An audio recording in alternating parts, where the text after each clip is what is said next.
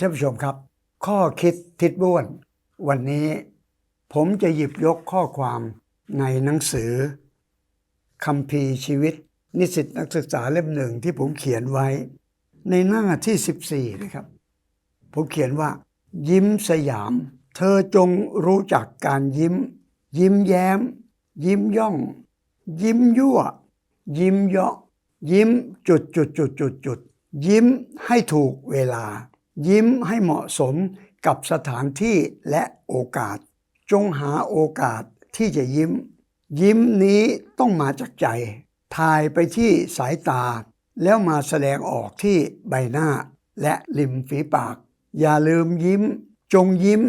และหาโอกาสที่จะยิ้มแต่วันนี้ถ้าเผื่อว่าท่านทั้งหลายยังยิ้มไม่ออกก็ต้องหาเหตุว่าอะไรทำให้เรายิ้มไม่ออกและวิธียิ้มเราก็พูดคำว่าสวัสดีและเราก็ค้างไว้และหวังว่าข้อความที่ผมอ่านมานี้